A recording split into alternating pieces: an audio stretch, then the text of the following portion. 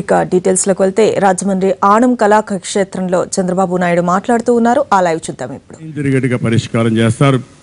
ఒకవేళ ఇంట్లో పెద్దవాళ్ళు ఉంటే వాళ్ళని ఏ విధంగా గౌరవించాలి, పెద్ద కొడుకుంటే అందులో ఎవరైనా బలహీనంగా ఉంటే, వికలాంగుడిగా ఉంటే అతన్ని ఏ విధంగా చేయాలి, అన్ని విషయాలు ఆలోచించి సమన్యాయం చేస్తారు. అదే చేయమని నేను కోరాను. కానీ లెక్క పెట్టుకోకుండా చాలా దారుణంగా ఇష్టానుసారంగా ప్రవర్తించారు. రాజధాని లేదు, ఇండస్ట్రీస్ లేవు. అదే మరిగా మీరు చూస్తే మనకు పెద్ద చదువుకోవాలంటే కాలేజీలు లేవు. ఆర్థికంగా కూడా వెనకబడిపోయాం. ఈరోజు నేను చెప్పడం కాదు, ఆ రోజు వీళ్ళు ఇచ్చిన లెక్కలు చూస్తే 2014-15కి ఇప్పుడు 15-16కి వచ్చాం.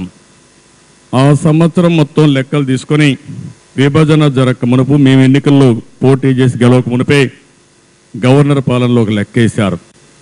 15,400 కోట్లు దగ్గర లోటు బడ్జెట్ ఉందని, ఇంకో ప్రాంతంలో సర్ప్లస్ బడ్జెట్ ఉందని రెండు లెక్కేసి ఈ లోటు బడ్జెట్ని కేంద్ర ప్రభుత్వం భర్తీ చేస్తుందని కూడా ఆ రోజు చెప్పే పరిస్థితికి వచ్చారు. అలాంటి రాష్ట్రాన్ని ఈరోజు మనం ఒక సంవత్సర కాలం గడిచింది. నేను ఒకటే ఆలోచించాను. ఈరోజు మనకు చాలా అప్పటి నుంచి నేను ఆలోచిస్తే ఒకప్పుడు నాకు కూడా ఒక చరిత్ర ఉంది. మీరు ఒకసారి చూస్తే హైదరాబాద్ నగరం మామూలుగా ఉండే హైదరాబాద్ని ఈరోజు ఒక నాలెడ్జ్ సిటీగా ప్రపంచ పట్టణంలో పెట్టిందంటే అది తెలుగుదేశం ప్రభుత్వం తప్ప ఇంకొకరు కాదు. ఆ విషయాన్ని చాలాసార్లు నేను చెప్పాను, అందరికీ తెలిసిన సత్యం.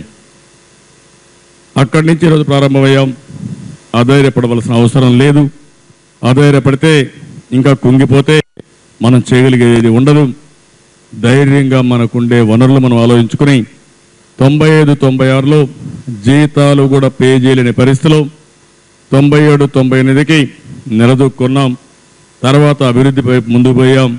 సైబరాబాద్ నగరాన్ని కట్టాం. ప్రపంచ దేశాల్లో గుర్తింపు తీసుకొచ్చాం. ఈరోజు మీరు చూస్తే మళ్ళీ అదే పరిస్థితులు ప్రారంభం చేశాం. ఇక్కడ నా ఆలోచన ఒకటే, మీరందరూ ఉన్నారు. తెలుగు జాతికి ఒక విశిష్టత ఉంది, ఆంధ్రప్రదేశ్కి ఒక విశిష్టత ఉంది. ఈరోజు ఏ విషయంలో చూసినా ఆంధ్రప్రదేశ్లో ఉండే ప్రజానీకం చాలా తెలివైన ప్రజానీకం.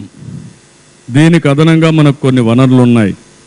తాత్కాలికంగా చాలా ఇబ్బందులు ఉన్నాయి. నేను ఇది ఆలోచించిన తర్వాత ఈ పుష్కరాల్లో మీరు చూశారు, ఒక పక్క చరిత్ర, సంస్కృతి, సాంప్రదాయాలు, ఇంకో పక్కన మీరు చూస్తే కల్చరల్ ప్రోగ్రామ్స్ అన్నీ పెట్టాం. ఇంకో పక్క ఆంధ్రప్రదేశ్లో ఉండే గుడులన్నీ, దేవాలయాలన్నీ రిప్లికా ఇక్కడ తీసుకొచ్చాం. ఆంధ్రప్రదేశ్లో మనం తయారు చేసే వంటలన్నీ కూడా ఇక్కడ పెట్టాం. ఆంధ్రప్రదేశ్లో కళలన్నీ కూడా తీసుకొచ్చాం. కడాన డాక్రా సంఘాలు తయారు చేసిన వస్తువులు కూడా అమ్మకానికి పెట్టాం.